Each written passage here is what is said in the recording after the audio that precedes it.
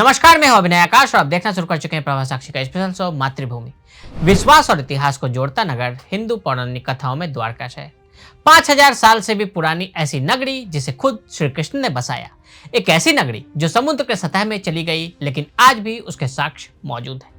यूं तो श्री कृष्ण का साम्राज्य इस धरती पर ही नहीं बल्कि हर मनुष्य के दिल में है, लेकिन आज हम आपको कृष्ण के उस अदृश्य साम्राज्य के बारे में बताने वाले हैं जो धरती की सतह पर नहीं बल्कि समुद्र की गहराइयों में, जहां कभी श्री कृष्ण ने अपने राज की शुरुआत की थी, जहां का कण कण कृष्ण लीलाओं के साक्षी रहा है, लेकिन आज वहां केवल और केवल समुद्र की लहरों का शोर सुनाई देता है। गोमती नदी और अरब सागर के संगम पर बसा विश्वास और इतिहास को जोड़ता यह नगर आज भी श्रद्धालुओं के लिए देवभूमि है। कृष्ण के पौत्र वज्रनाभ ने बनाया मंदिर। विशाल द्वारकाधीश मंदिर में 52 गज का परचम जिस पिछले 2800 सालों से लहरा रहा है। यह भव्य धाम इस बात का गवाह है कि इसी भूमि पर कभी प्राचीन द्वारका नगरी हुआ करती थी। मंदिर का इतिहास बताता है कि इसका निर्माण तब हुआ जब पौराणिक द्वारका समुद्र में डूब गई और यदुवंश बिखर गया। तब श्री कृष्ण के चचेरे भाई उद्धव कृष्ण के पौत्र वज्रनाभ को लेकर यहाँ आए थे।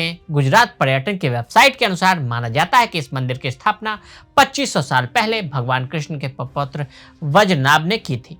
इसमें कहा गया है कि प्राचीन मंदिर का कई बार जीर्णोद्धार किया गया। आज जिस द्वारका को लोग जानते हैं उसे 7वीं बार बसाया गया। इसके 2 अहम हिस्से हैं। पहला द्वारकाधीश मंदिर है। मान्यता के मुताबिक यहाँ कृष्ण का दरबार लगता था। दूसरा मंदिर से 35 किलोमीटर दूर बेट द्वारका, जहां कृष्ण का राजमहल था। द्वारका शहर का पुरातात्विक महत्व। भारत के 7 पवित्र तीर्थ स्थलों में से एक द्वारका शहर का न केवल धार्मिक बल्कि पुरातात्विक महत्व भी है। शहर के प्राचीन अवतार को महाकाव्य महाभारत में श्री कृष्ण के प्राचीन साम्राज्य के रूप में संदर्भित किया गया है। एक गढ़वाल शहर के रूप में लगभग 84 किलोमीटर में फैला हुआ, जहां गोमती नदी और अरब सागर मिलते हैं। पाठ के अनुसार कृष्ण की मृत्यु के बाद प्राचीन शहर अरब सागर के नीचे डूब गया था। पिछली शताब्दी के उत्तरार्ध में पुरातत्वविदों ने आधुनिक द्वारका के तट पर डूबे हुए शहर के भौतिक साक्ष्य खोजने का प्रयास किया ताकि वे संदेह से परे इसके अस्तित्व को साबित कर सके। परिणाम स्वरूप पानी के भीतर कई कलाकृतियां खोजी गईं, जैसे पत्थर के ब्लॉक और खंबे इत्यादि। हालांकि इन निष्कर्षों की सही उम्र पर अभी भी बहस चल रही है। अब पुरातत्वविद प्राचीन शहर की दीवारों की नींव की तलाश के लिए पानी के नीचे खुदाई की योजना बना रहे हैं। यदि उन्हें बस्ती का सटीक स्थान मिल जाए तो यह भारत के लिए जबरदस्त ऐतिहासिक महत्व होगा। हिंदू पौराणिक कथाओं में द्वारका शहर। कहा जाता है कि हिंदू धर्म की 7 पुरियों में से एक द्वारका शहर को भगवान कृष्ण ने उत्तर प्रदेश के मथुरा से गुजरात के द्वारका में स्थानांतरित होने के बाद समुद्र से पुनः प्राप्त किया था।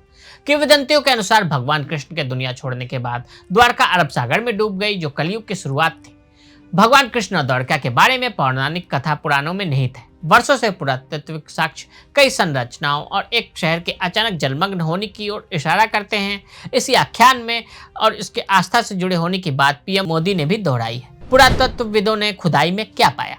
पानी के नीचे के पुरातत्वविदों सहित पुरातत्वविदों ने खुदाई की, जिसमें मिट्टी के बर्तन, चित्रित पॉलीक्रोम और माइक्रोन का पता चला। पानी के अंदर पत्थर की संरचनाएं और मंदिर पाए गए जो बदलते समुद्र तट का संकेत देते हैं। डॉक्टर SR राव द्वारा निर्देशित 2007 की खुदाई में अच्छी तरह से संरक्षित अवशेष मिले जो समुद्र के कारण द्वारका के विनाश का सुझाव देते हैं। पत्थर के लंगर और एक हाइड्रोग्राफिक सर्वेक्षण प्राचीन बंदरगाह के सिद्धांत का समर्थन करते हैं। 15,000 वर्षों में समुद्र के स्तर में उतार चढ़ाव से लगभग 3500 साल पहले द्वारका के जलमग्न होने का पता चलता है। इससे इसका सटीक स्थान भारत के इतिहास के लिए महत्वपूर्ण हो जाता है। साल 2007 में की गई खुदाई टीम का हिस्सा रहे डॉक्टर आलोक त्रिपाठी ने BBC से बात करते हुए बताया कि द्वारका की लोकेशन वही है जैसे कि ऐतिहासिक साहित्य में वर्णित है। ये गोमती नामक छोटी सी नदी है जो समुद्र में मिल जाती है और द्वारका की नगरी है।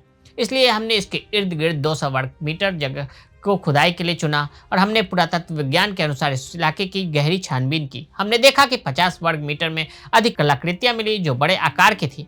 Council of scientific and industrial research के प्रमुख और वैज्ञानिक डॉक्टर राजीव निगम का कहना है कि महाभारत में कृष्ण कहते हैं कि द्वारका शहर सागर से निकली जमीन पर बनाया गया था, लेकिन जब उनका पानी दोबारा अपनी पुरानी जगह पर आया तो शहर डूब गया। ये जानने के लिए समुद्र की सतह में क्या उतार चढ़ाव आया, हमने कंप्यूटर के जरिए पिछले 15,000 सालों के रिकॉर्ड की एक प्रोजेक्शन बनाई। 15,000 साल पहले समुद्र की सतह 100 मीटर नीचे थी, फिर समुद्र की सतह ऊपर आनी शुरू हुई और 7,000 साल पहले समुद्र की सतह मौजूदा सतह से अधिक थी। तो आज हमने आपको प्राचीन द्वारका नगरी के बारे में बताया। आज के लिए दे इजाजत। अगर आप भी लेना चाहते हैं देश दुनिया की तमाम जानकारी तो आज ही सब्सक्राइब करें हमारे चैनल को। साथ ही नीचे दिए बेल आइकन को जरूर दबाएं ताकि हर अपडेट आप तक पहुंच सके।